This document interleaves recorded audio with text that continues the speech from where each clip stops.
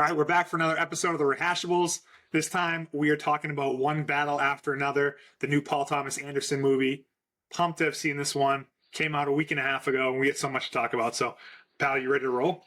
We're ready to dive right into this. Because again, it's been kind of the theme of the year. Just like this movie just caught so much buzz. Like, we talked about it earlier in the year, and we saw the trailer, and it was in my top 5 anticipated movies of the year, but like still didn't know what it was about. And then it just got all this buzz in the last month, and I'm happy it did. So some serious buzz, like some best movie of the decade buzz type thing, like gonna sweep all the Oscars type buzz. So yep. I was telling you before, like I saw the trailer one time, and thankfully I did not recall really much of it. I knew it's a Leo movie, and Leo movies are a thing, at least at this point. So I'm like, I knew that I was going to have some general interest in it. Paul Thomas Anderson is not as much of a thing for me at this point, which I've seen since like kind of dug into his catalog, and I bought Boogie Nights, and I think I'm going to dig into a few of his movies. But like, so that part wasn't a thing for me, but I knew it was a Leo movie, saw the trailer, didn't think too much about it, saw all the hype, and then I was like, got to see this movie, and I'm glad I did. Paul Thomas Anderson is a thing for me. I still haven't seen all of his filmography as much as I want to, but Boogie Nights, which is, again, we always talk about Bill Simmons on this podcast, is like their like Mount Rushmore of movies and movie references, and I've seen it in Boogie Nights lives up to the hype as like an absolute incredible masterpiece of a movie. And then followed a little later on with There Will Be Blood with Daniel Day-Lewis, which is is Daniel Day-Lewis, I think, best performance, unbelievable movie. And then he's done a few recently, like Licorice Pizza didn't really move the needle for me and stuff, but this is his first like big movie like ever. You know what I mean? Like this is his biggest budget movie he's ever done. Yep. So I bought Boogie Nights last night, watched the trailer, started watching it. It'll be a chip away type scenario, but I do look forward to the Rewatchables podcast episodes about it. So I did have to go that one. It seems like that's probably the best fit. I did mull buying The Master a little bit, and I think that might be the next one that I buy. That movie is so up your alley. That movie is so up your alley. That movie is made for you. Like you love like Scientology type stuff. Philip Seymour Hoffman is like, I love Scientology. Thank you for putting that out there. If there's one thing to describe you as, you're like a huge Scientology like sympathizer. That's not true. I'm fascinated by it, and that is he's like a play on L. Ron Hubbard, kind of, right? People say, yeah, and Joaquin is next level in that. It's a great movie, but yeah, I mean he has an incredible filmography. He only comes out with a movie every few years. Some people might not know this, you know it, but he's married to Maya Rudolph, a SNL Hall of Famer. 3 daughters with her, which is just such a cool thing. He's the man. He's the freaking man. Yeah. So I'm fired up about this movie. I heard it's the first one that he's done in a contemporary time period, which is an interesting for me. Everything else seems to be like a period piece, so it seems a little bit different this time around. But just love the whole thing. So, did you like the movie? I absolutely loved the movie. I loved it. It's hard going into a movie when like everything on the tagline is like best movie of the decade. You know what I mean? So like expectations have to be like through the roof. But I loved it. Is it still? I need some distance from it. I mean, there's this movie slate this year is just gonna be insane. What's gonna be coming out in the next couple months, and then like I still got Sinners on my top list, so I need some more distance from this. But like I absolutely enjoyed every second of it. I thought there was no lull at all for a 2-hour and 45-minute movie. I thought it flew by very fast, and I loved it. So you will be interested to know this is the first movie that I have not fallen asleep at in as long as I can remember. So that tells you something. That tells you something. I mean, I went at 9:20. There's like 6 people in the theater, and I did not fall asleep. And I fell asleep at Avengers Endgame. I fall asleep at every freaking movie, at least for like 2 minutes, but did not fall asleep.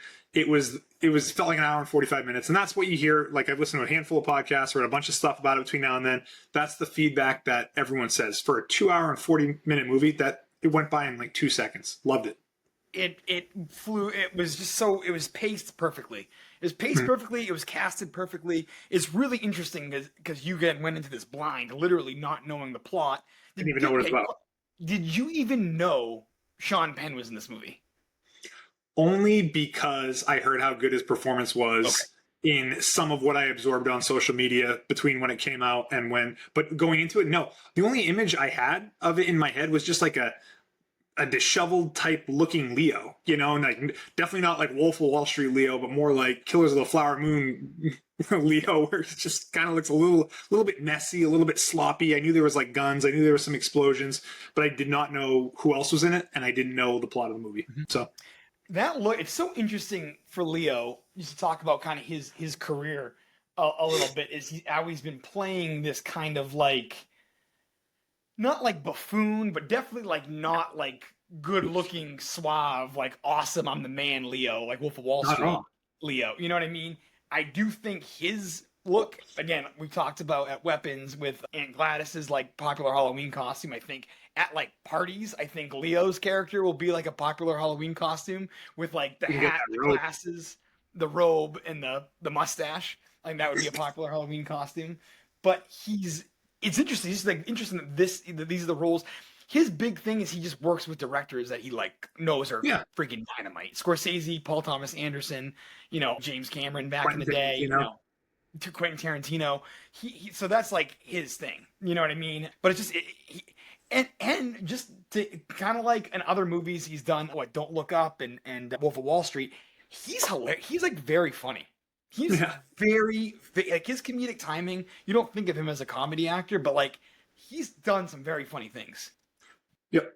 This movie actually was very funny. I don't know if you thought it was, but like I laughed out loud in the movie theater a handful of times, which I was not expecting. Just it was sneaky funny, and I'll try to remember some of the funny things as we go. There's a couple things that come to mind, but yeah, he's funny. It was a surprisingly funny movie, so I thought that part of it was good. And that's Paul Thomas Anderson for you. Like his movies all have an element of like Boogie Nights is hilarious. Like Boogie Nights is very funny. So I can't wait to see what you think of that. It's a long movie too, but I can't wait for you to see what you think about that movie.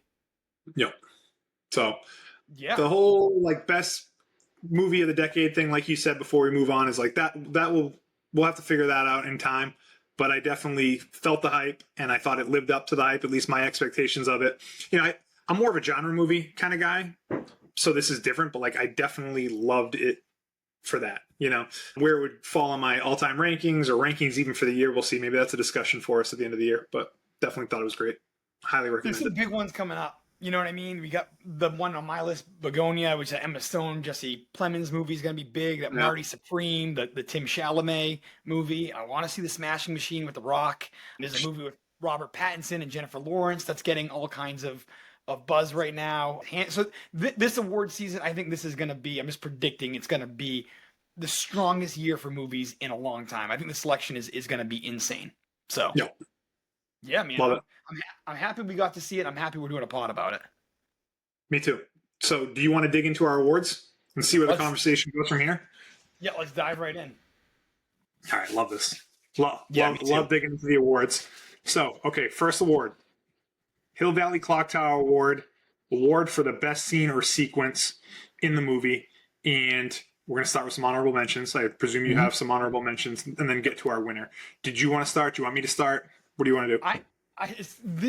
Was so hard. I was like, just kept writing things down. You know what I mean? It was hard, but kind of easy. I'm interested where you go. I think it's hard because there's a lot of good things, but the part that for me is, I think, clear, and I'll be interested to see what you think. So we'll see if we step on each other's. It is what it is. You know what I mean? But I'll just kind of start. Okay. I have 4 honorable mentions and then the winner. So I don't know if that's too many or whatever. You know what I mean? But the car chase scene out of the bank, the first car chase scene, when what's her name, Tiana Taylor's character, Perfidia. What's that? Perfidia. Yeah, Perfidia. When she kills the guy at the bank and all hell breaks loose and they get in the car and the two car. That car chase scene was how it was filmed, the intensity of it when she got out and then started like sprinting and the cops were chasing her and got her under the bridge. I just thought that scene was dynamite and I was on the edge of my seat. Like the accident in it, the impact of it. It was violent on screen. The impact, like I like the helicopter shot of one of the girls, or was it Perfidia? Even maybe that it was the helicopter. But like I just bouncing around between 2 cars trying to get away, and you're like, are they going to pull this off? And then obviously they did not, and they got her. That was like my first honorable mention as well, because I thought that's like what really started getting me fired up about the movie. Yeah, awesome. All right, cool, good. You want to go into that, or do you want me to keep going? I'm actually going to have you keep going No because I only problem. have one other honorable mention, and then before my winner. This is a small scene, and I just absolutely loved this scene. It was the scene at the dance when Regina Hall goes to find Willa in the bathroom, and one of my favorite like ticks like throughout the whole movie was those two like bar things, the two like electric Hmm. things, and when you get within a Hmm. 100 yards, the sound it Hmm. makes. That Hmm. sound was brilliant, and they used it Hmm. as like music at the end of the movie. But like it was like her way, like her dad had her take this like thing with her every time she left the house, and when that noise started going off, and then Hmm. Regina Hall showed up, and you just see her in the mirror, and they start talking in code a little Hmm. bit, and Willa like talks back in code, but she looks petrified, like, holy shit, my dad has been telling me about this for 16 years, and Yep. this is actually happening. And Hmm. then taking her out of that, I got goosebumps. I loved it. Was such a small moment, but I loved that scene. I like that scene right up to them walking away and seeing all Yep. like the cops coming and stuff. That was great. Mhm. I liked when they planted the seeds for those devices earlier in the show. You're like, that's going to come back into the movie too. That And guy that was explaining it to Leo was so funny. Remember, like Leo when Perfidia got taken, and they're all like figuring out where they're gonna go, and he comes Mhm. back a little bit later in the movie, but him explaining the two things or whatever, and the way he was saying it was just so funny. But though Yeah, that device, and it kind of came until the end of the movie too, when yeah, they reunited. But awesome plot device, like such a yeah. cool, that sound it made was just so awesome. I loved it. I loved I that did thing. like a lot of the code stuff, and we'll talk about the code stuff. But Yeah. like this, that was like a great thing throughout the course of the movie. I'll Go ahead. go. Next. Yeah. I'll go next. Okay, so for me, other honorable mention was that final car chase Mhm. scene. I don't know if this is like your winner or whatever, but I just thought that was a great like scene in terms of how it was shot on the streets, the hilly streets. Watching it in IMAX was visually stunning. Like you felt like I've heard comments of people saying like felt like you're on a roller coaster, and I felt that. It felt tense up until how Willa parked her car at the top of the hill, Mhm. allowing that guy Bill to crash into her. I thought that was like a smart way to end the car chase and have her hide and then shoot him and all that. Like I just thought that was a fairly solid ending. That was the most like that was such a great action scene, just up and down the hills, and that shot, the POV shot of the cars like going up and then not seeing it in the sun and not Yeah, seeing it. And I can imagine, I did not see this on IMAX, unfortunately, but I can imagine seeing that there was it was insane. good. And honestly, the Yes. whole scene started with Lockjaw getting killed. Like one of Yeah. the Yep. Christmas Adventurer Club guys coming Yep. up, shooting him. He Yep. crashes, and Yep. then the rest of the car chase scene goes from there right up until the end. But I enjoyed that. I thought it was a great scene or Yeah. sequence, I should say. Absolutely. 100%. So, do Next you for have me, you have another honorable I have mention? two more honorable mentions and then my winner. You're a beast. All right, go ahead. I, no, it's so hard to pick. So Benicio del Toro walking through the building, like Yeah, I love that whole universe of like yeah. him walking in the shop, going behind, and like him like introducing people to Leo, like as they're going, and Leo's just He looking was for a very freaking calm.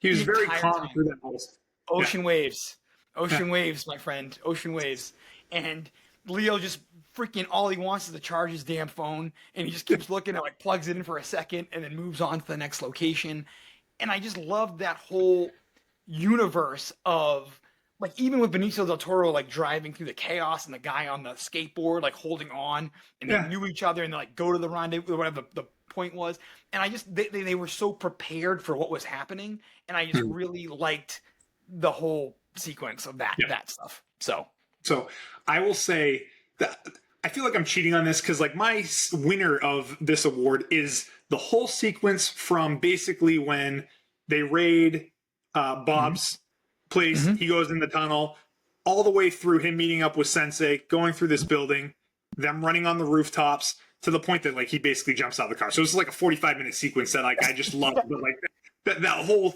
I could watch that whole thing from beginning to end. I thought it was fantastic, and I love the guys on the roof, the same guys that you're talking about, the skateboarder guys that pulled up. Like those guys are doing like. Did you notice it when you were watching? The guys are kind of like jumping and getting air as they're running over these things, and he's like struggling to get over the the different parts of the roof.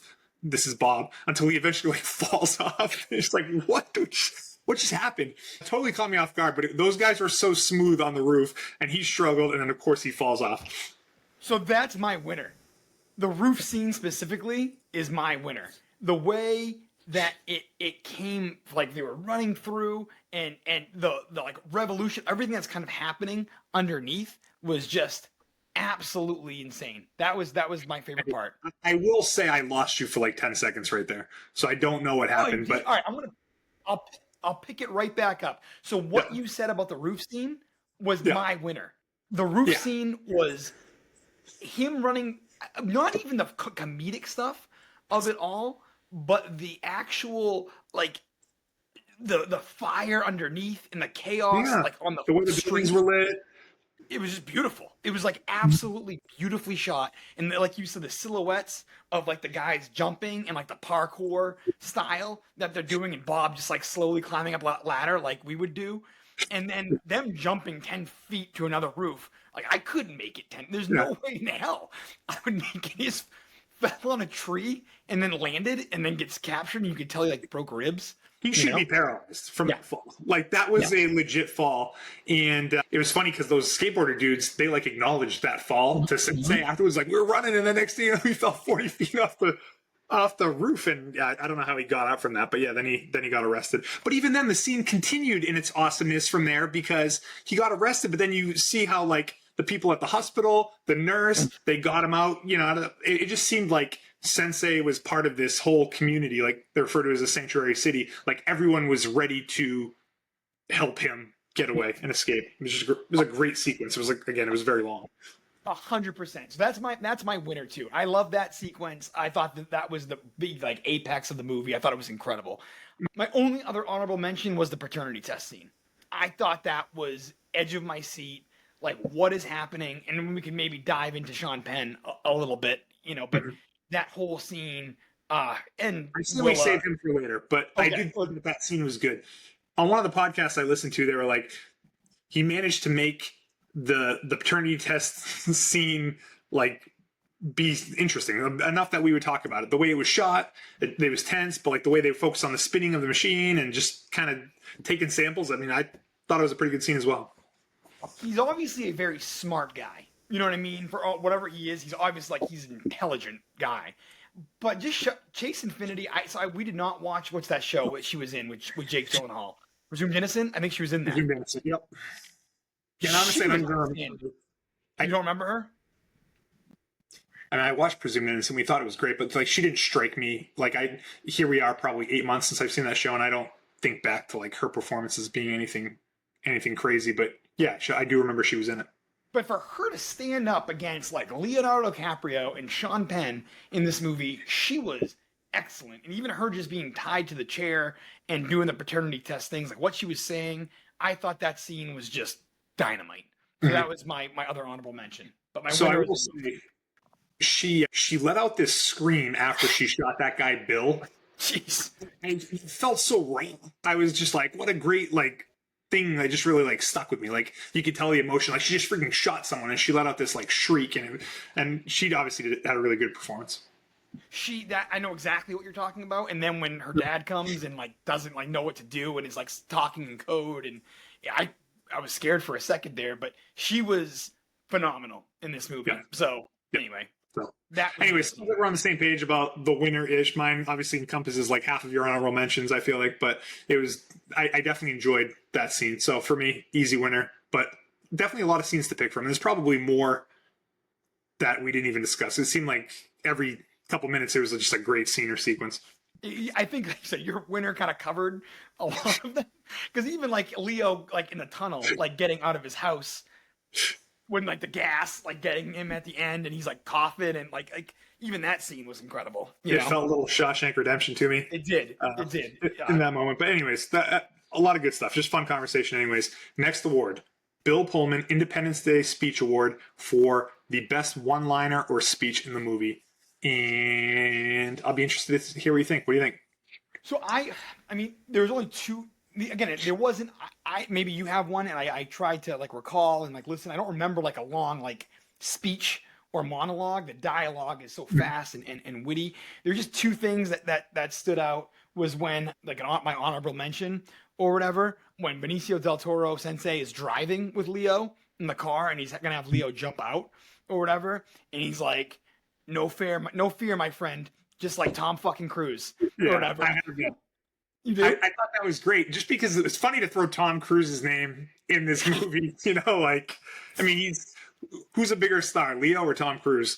And I feel like those guys are in that like Mount Rushmore of movie stars right now. So it's just funny to throw his name in. I know exactly what you're talking about. It's on my list as honorable mention. So it's confirmed that, the Mission Impossible franchise exists in this, one battle after another universe or whatever. Yeah. So I thought that was good. Do you have another honorable mention? I just have one line that is just kind of the theme of the whole movie. This is hard to like always fit within a one-liner or a speech. Like, I did think the part that Lockjaw was talking about being raped in reverse and calling Perfidia a semen demon was just like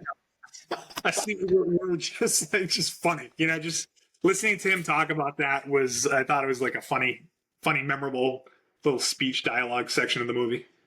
Yeah, that's 100% right. That is hilarious and a great line. And Seaman Demon could be my fantasy football team name next year. So that's just freaking great. So also, I thought this movie was very, not like meta, because Paul Thomas Anderson wrote this movie over the course of like 20 years. Yeah. You know what I mean? So whether he saw like things coming and all that kind of stuff, but like, the raids against essentially like sanctuary cities and like very Andor like of Lockjaw like planting false protesters and having them throw Molotov cocktails at the police to incite violence and incite riot. That really struck me.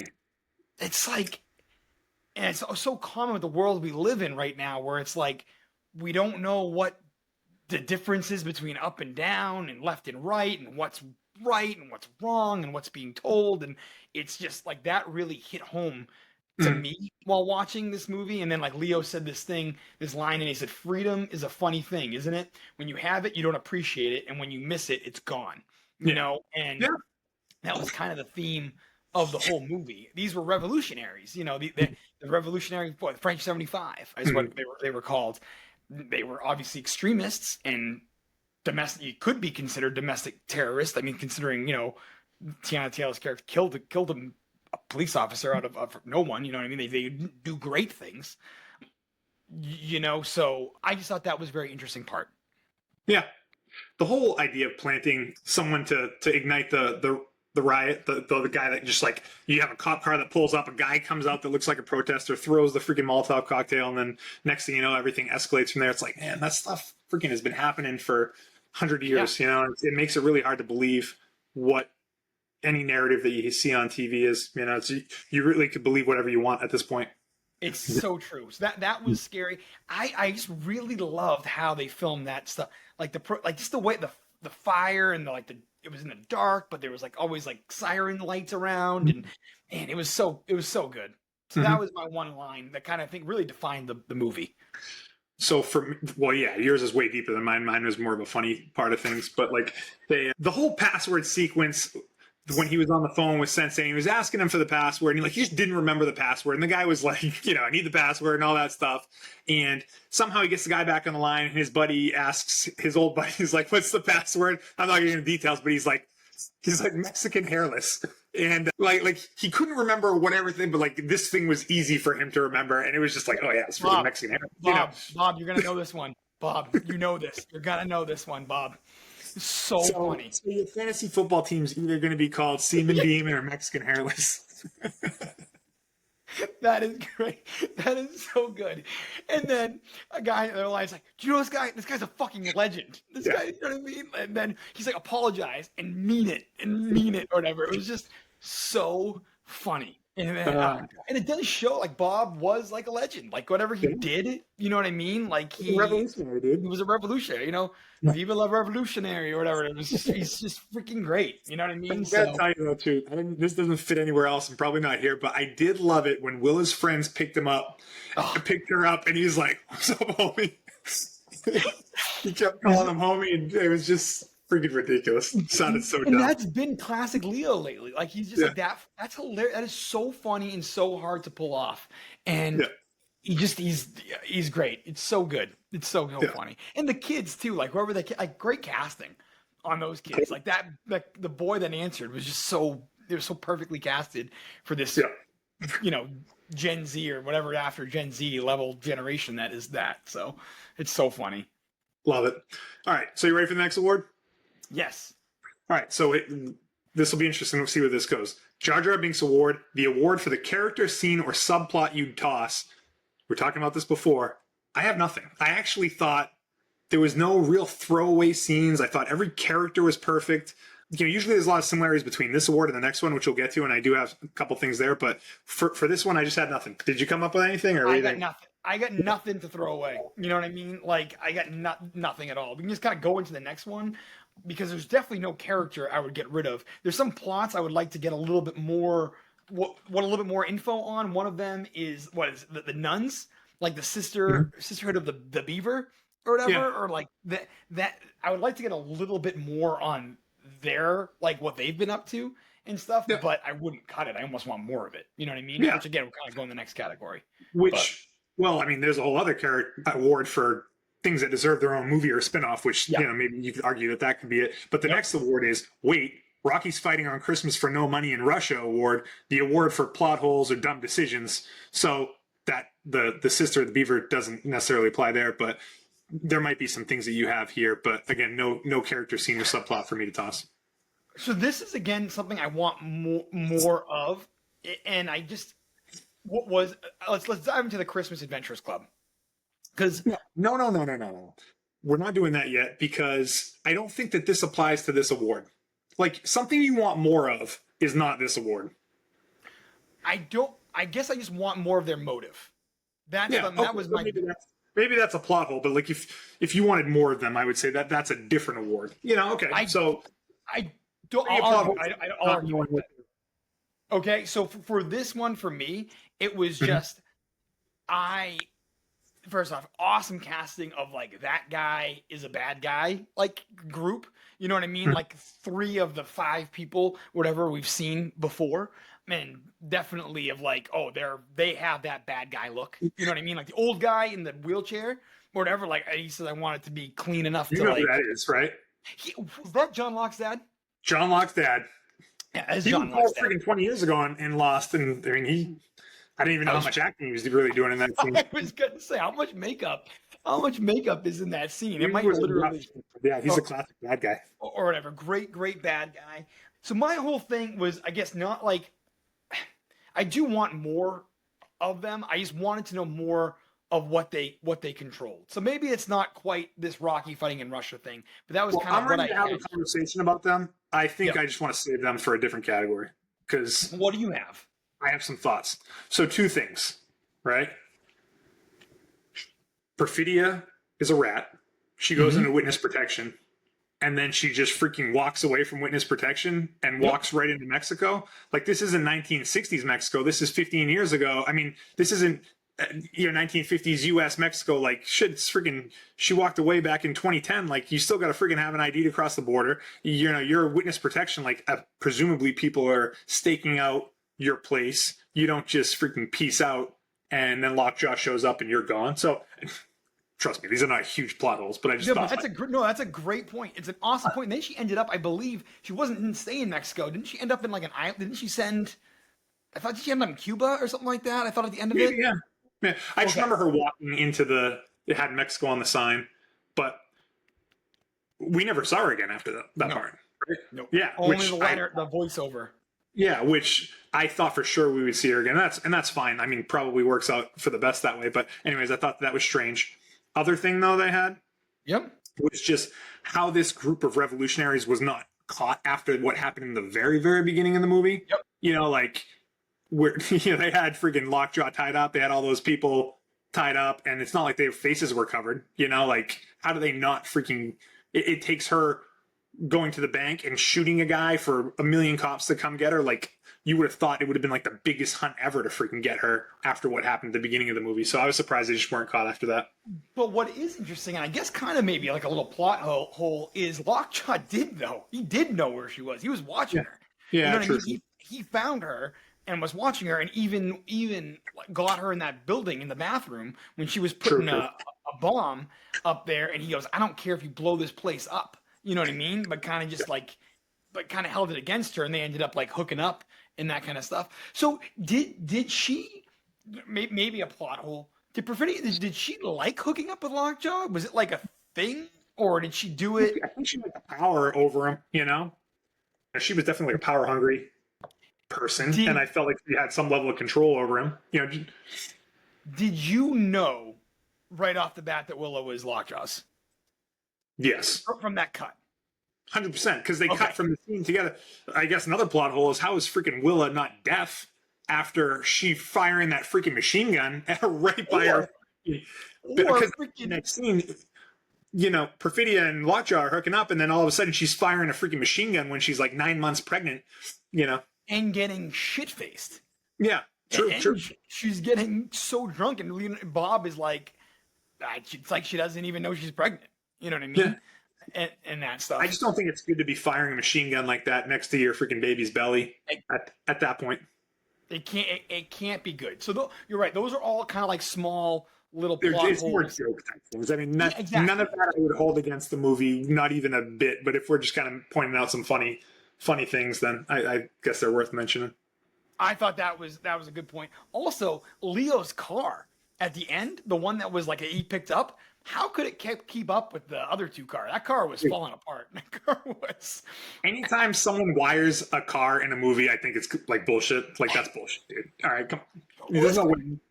They did set him up as like a tech bomb genius. Yes. He's like can wire that. Probably has an understanding of all that stuff. But those wires were like conveniently ready to be, you know, started that way. Yeah. Anyways, always funny whenever that happens. They do make looking like wiring a car. Like I can't even like change a flat tire. Like, you know what I mean? Like how could I possibly wire a car? You know what I mean? Or like, dude, that's like impossible, you know? Yeah. Yeah, it's bullshit. I love it though. Yeah. It was fantastic. So, I don't know what my winner is. I don't even necessarily have a winner for this category. So we're not crowning a wait, Rocky's Fighting on Christmas for No Money in Russia award, at least from my end right now, because I don't think they're like big enough plot holes for me to award, but those are just a bunch of honorable mentions that if we're going to talk about it, let's talk about it. So that's kind of where I'm leaving it. I think those are great. I'm trying to think, and no other plot holes on my end. Again, it was a pretty tight, like well-written movie. So anyway, that's that. Okay. Next award, Han Solo Award. This is the award for the scene-stealing character. I have an honorable mention and I have a winner, and I'm interested to hear what you think. I feel like there's only two choices for this, and I think, you know. Okay, I love it. Give me your first honorable mention, then I'll tell you mine after. My honorable mention, and I think maybe this is where we have it, is Lockjaw. Believe it or not, he's my honorable mention. Sean Penn, and he just listened to an interview with him on The Daily last week, just because he's been kind of MIA, hasn't done much, or whatever. Just his physical acting in this movie is unbelievable. And the way he moved his mouth, the way he walked, the way posture, his haircut, you know, how he pulled it down when he was going to meet the Adventurers Club for the first time. You know, I just don't want to give him the award because he was just so weird. And I'm kind of like, you know, it may be easier to do that, but that's my thoughts. So what were your thoughts on Sean Penn? So I don't have him as a scene-stealing character. Okay. Actually, later on, I have two other people for this. And I might save more of my thoughts for Lockjaw, but like I could see why. I mean, he definitely steals the scenes, every scene that he's in, but he's in a lot of the movies. Minutes of the movie. It's like him. Yeah. You know, so like I do have him as a winner of a different award, but yeah, dude, I can see. I mean, everything you just described, he's a freaking very, very memorable character, and I just can't take your eyes off him when you're watching him right up until the very end. So we'll get to him in a second. My honorable mention is actually Perfidia, and like the way I kind of approach this award is scene stealing is not someone that I think overpowers the movie. That's in it on maybe a little bit of a lesser role, or more of like a supporting role. But when they are on screen, it's like, you know, they kind of steal those scenes. Like I was not ready for Perfidia in the movie in general at all. You know what I mean? Like how how the role that she played, how strong of a character she was, the way she looked, and just, anyways, I thought she stole that first 45 minutes of the movie up until she was gone. So for me, she's an honorable mention. Great point. I mean, she was amazing. Good for Tiana Taylor. Like, that was just an awesome role. And you're absolutely right. She was like driving force of the movie until she, slipped away to Mexico under the government's radar. So that's honorable mention for me. You probably have the same winner as me. So why don't you just tell me who it is? It's Sensei, Benicio del Toro. Freaking guy was awesome. Was so cool, so calm, collected, so funny. You know what I mean? Just like pounding Modelo's like left and right. How just he was so ready for the situation, and to absolutely like just be taking the scene away from Leo when they're on. He's just amazing character. Amazing character. He was great, and he was like very supportive of Bob, Leo's character, and like he was there to help. From the first time he met him right up until the end, like he was helpful. He was a good guy in my eyes. His name is freaking Sensei. That is such a great name. Yeah. Josh and Cotta's dad was Kevin was. We used to call him Sensei Kev, and I just always thought that was like a freaking great nickname because he like taught us karate as kids and all that stuff. Also a very calm, cool, collected guy. He was the man. When you're a sensei, I think that kind of goes hand in hand. So I thought about him for our next award, truthfully. The character deserves a movie or a spin-off, but I was happy to give him the award for this one because I did think he stole the scenes that he was in. Certainly my favorite part of the movie was involved him. So his stuff was so, and again, like I would like to know, and you could again, like you said, go into his award a little bit, his influence on the whole area. But like when him and Leo are driving towards the end of the movie, and even when he got pulled over by the cops, and he's doing that little like dance thing when he's like dancing or whatever, because he's trying to like, he's drunk or whatever, and that's like trying to get pulled over, and just like for classic DUI than what was really going on. But Benicio del Toro was throwing 100. You know what I mean? Maybe he was in this movie for what? 12, 15 minutes, and I just freaking dominated it. You know what I mean? Yeah, totally. So he's my guy too. He had Leo roll out of the car at that time. They asked him about it. They said it was trash, and just he was, Is that the last you see of him getting arrested for the DUI? Him doing that little dance, I think, is the last you see of him. Like with the cops and talking to the cops, but like you don't see him again after that, right? No, I don't think so. No. So he was great from the beginning of his time in the movie till the end. Yeah. So going back real quick, I just thought of one more plot hole that I wanted to talk about and get your opinion on. Okay. Can I do that real quick? Absolutely. Not against the rules? Nope. How the hell did Lockjaw survive that gunshot? Freaking Terminator, dude. I don't know. Like, there's no way you survive that shot. And they did a good job with his facial scars. Yeah. That was like very like, holy shit, when you saw it. I would have thought it would be worse than that. Because when Leo saw him in the car, he looked quite dead, and then he was walking like you said, Terminator style, at the end of the movie. So crazy. No, yeah, dude, that is definitely in a movie that's not very fantastical that way. That was a little bit of a stretch to think that he would survive the gunshot to the face and then the car flipping over like 100 times, and to the point that he was hanging upside down. The car was upside down, right? So it's like, I don't know. Where the hell is he walking to? Yeah. You know what I mean? Out there? Yeah. He's not making it too far. Yeah. All right, good. Next award. Okay, next award. Adonis Creed Award, the award for the character who deserves their own movie or spinoff. And I will just say that I also put Sensei in here as an honorable mention. I don't need to dig into it much more other than to say I'd be interested to see more of him in something else. But I do have a clear winner in this one. Why don't you tell me more of your thoughts? You go first this time. I have the Sensei as an honorable mention, more so not just him, but like I would almost love a prequel of like how he built that network, like him coming here and like how that whole network happened and that sort of stuff. So that was one of my honorable mentions. But what do you have for this? I want a spin-off of the Christmas Adventure Club. I knew you were going to have that, and that's what I want to talk, because you love that shit. So like you love a secret society. I love the name because I think it's fucking ridiculous, and I don't know if there's more to it. I haven't heard anything else other than just like, of course this group's called the freaking Christmas Adventure Club. Like, what a freaking name. Just ridiculous. Hey, hail Saint Nick. It's Christmas music. What a freaking ridiculous thing. So anyways, I need to know more too. Fill in their backstory, like you said. It was so cool how like that guy showed up at that mansion house and he's talking to that woman. And she's like, "You want me to make you lunch?" And he's like, "Yeah, I'm not gonna say no or whatever." And then like goes downstairs and then like goes in this wicked cool underground tunnel hallway with doors everywhere. You know what I mean? And then all of a sudden it's just like him going in and these like three white dudes talking and stuff. It's just Yeah. it's insane. It really and how they like talked and like they're obviously other sorts of form of current day white supremacy and Yeah. wetbacks and like what they were, calling people just terrible. You know what I mean? But it would be interesting to know what they do. And Like, I don't know what they're trying to get. Like, shit. I mean, former presidents of the United States could be part of the freaking yeah, Christmas Adventure Club. I mean, this could have like a long lineage, and I've done some crazy things to shape the world and the country. I don't know. It's anything's possible at the Christmas Adventure Club. I love it. Unanswerable question: who does their HVAC system over there and just sets freaking poison in their office? Like, who does that? You know what I mean? So, like, Yeah, Alexa going off. 15-minute timer on kitchen. no pride. We got just- Adventures Club listening to us. I know, right? That was weird. But they have a whole office building, and they got the poisonous gas through the HVAC system. So yeah, I mean, a lot of questions, but They got a team ready to go. this is obvious to me. I don't even haven't even opened up my mind to what else it could be. So what do you have? Yeah. So for me, maybe it'll be interesting. But I kind of talked about. I thought Willa was awesome. I would see a sequel to know what the hell Willa's up to next. Okay. She got the call at the end, but there was some like protest happening and was going to drive 3.5 hours. So is she like a long lineage of revolutionaries? Her mom Yep. was a revolutionary. Remember, Bob had a conversation with Perfidia's mom earlier in the thing.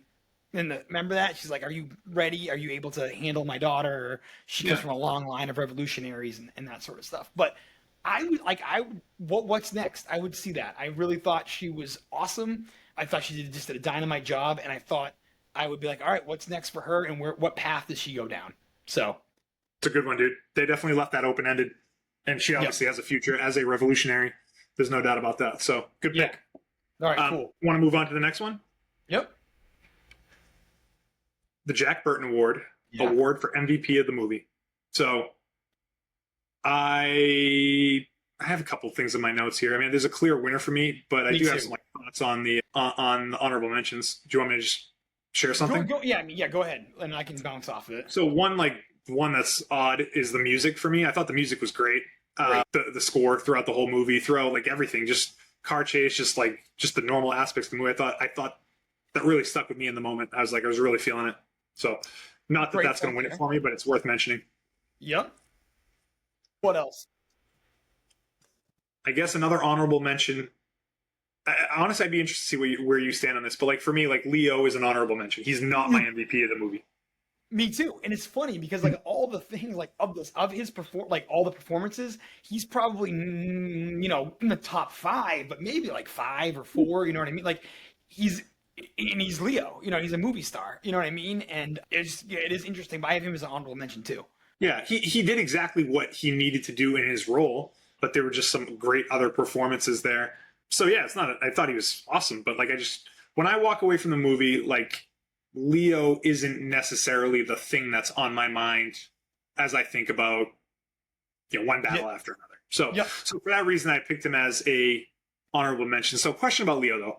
I mentioned it while we were talking about that Tom Cruise quote, but like, is Leo the biggest movie star in the world? Is he like top 3? Like, where's Leo on your movie star rankings? Is like Robert Downey Jr. in that conversation? Like, who are the biggest movie stars?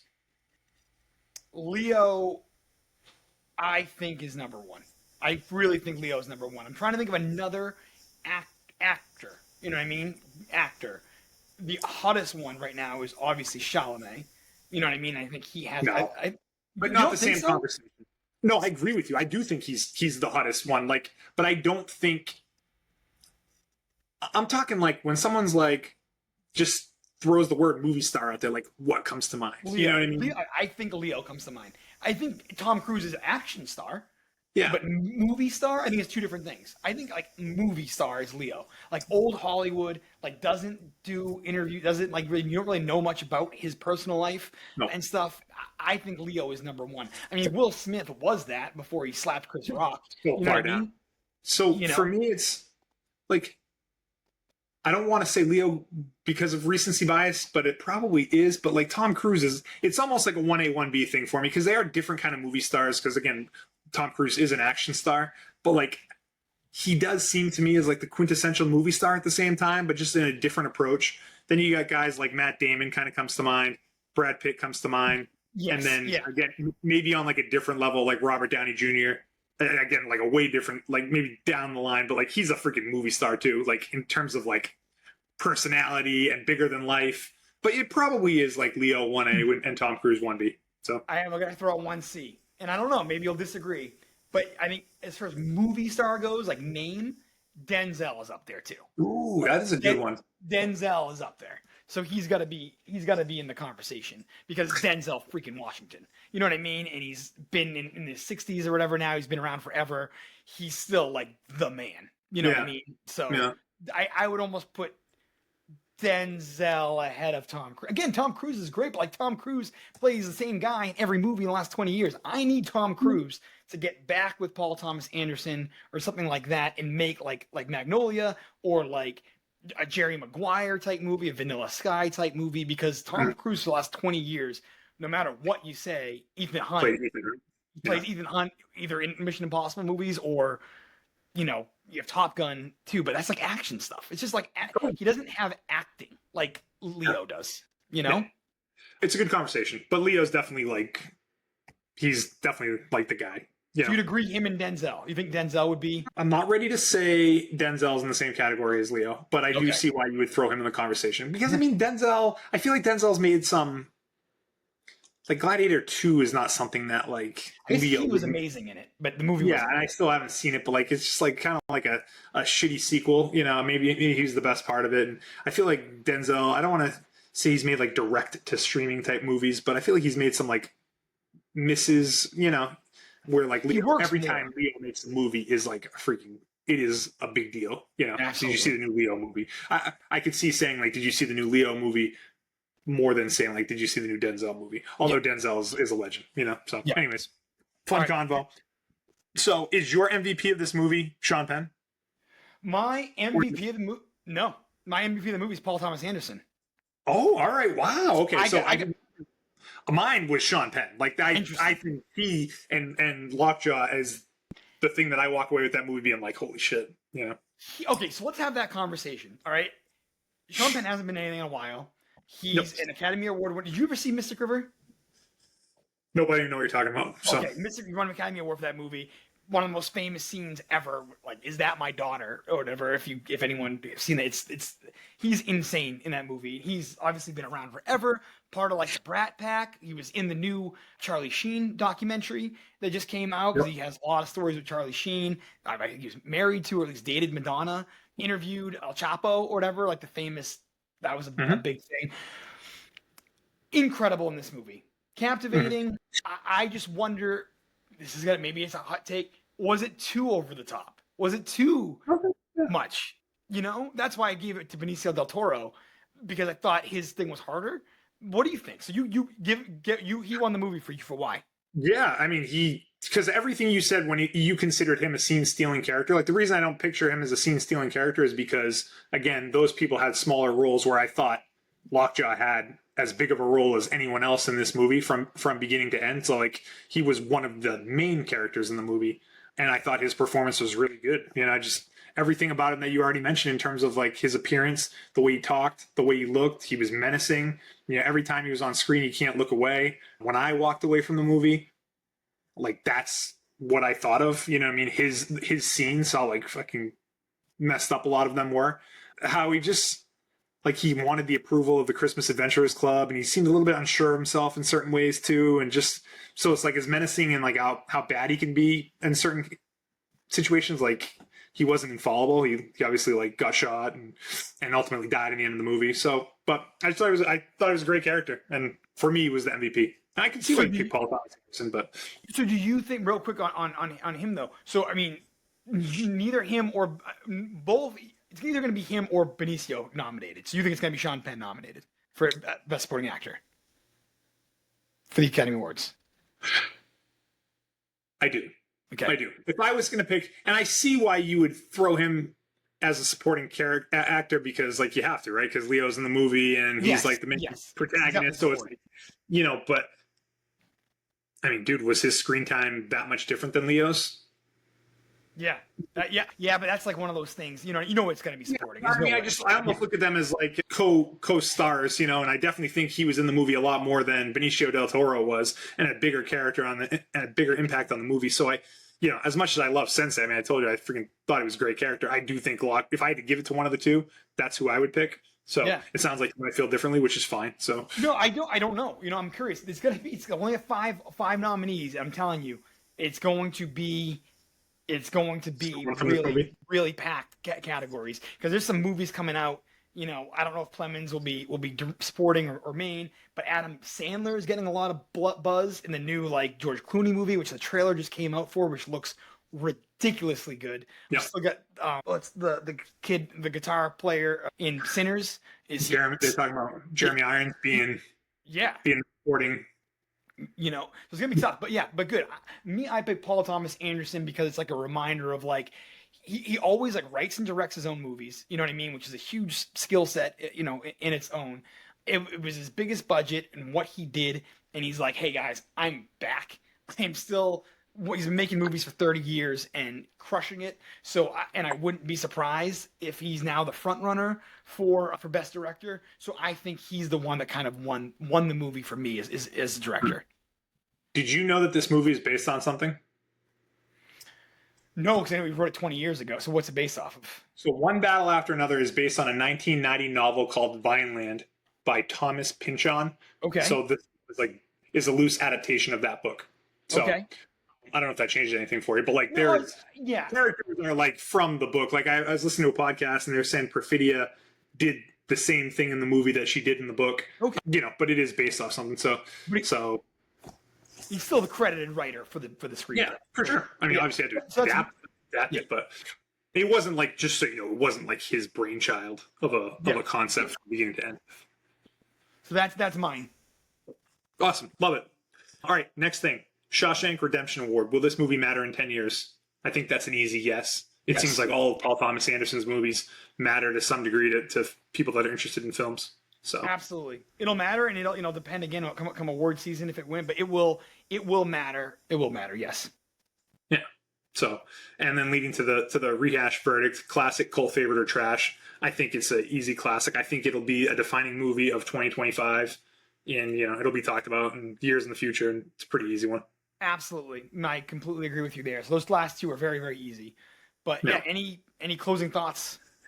No, dude, I actually look forward to seeing it again. I won't see it again in the movies, but I will, or in the theaters, I should say, but I will look forward to watching it again. Because again, it speaks to something for me, like when I don't fall asleep in a movie and when I think it goes by very fast. For a 2 hour and 40-minute movie to go by as fast as it did, like, to me, that's just like a sign of something that I enjoyed and something that like I'll look forward to rewatching again. Awesome. Yeah, I completely agree. Awesome movie. I'm kept telling you, we're start of a lot of good stuff is going to be coming out, and it's going to be a great year. So I'm glad we got to do this one. We'll have some pods ahead of us to record on some of these movies. Have you listened to any good podcasts about this? I listened to Big Picture. I listened to one of Van Lathan, and then I listened to the Barstool one. They just rebranded from Lights Camera Barstool to Project. I don't know. Anyways, it actually looks like the Big Picture in my podcast app. So I listened to a handful of podcasts that I all thought were good about it. I have only listened to some of the Big Picture one, which was great. But yeah, it's awesome. I'm excited. It made some money. You know what I mean? I don't know if it's going to surpass its budget, but it made some money, and it's getting obviously glowing reviews. So yeah. So awesome, dude. Well, I'm glad we did it. Yep. And I'll look forward to the next one, pal. Yeah, next thing. I mean, like I said, I don't know if we'll do a task one or not, but that show is like awesome. I'm all over. We probably should. I mean, we haven't done a TV show pod in a long time, and that might be the one to do it. I got to catch up. You're one ahead of me, but it seems like it's going to come to a pretty solid end in the next few weeks. 2 weeks. There's only 2 weeks left, so you'll get caught up. So maybe that'll be a good one to do in 3 weeks. And then we'll see some of the other bigger movies and see what else is going to be out there. Love it. All right, pal. Good job. We'll talk soon.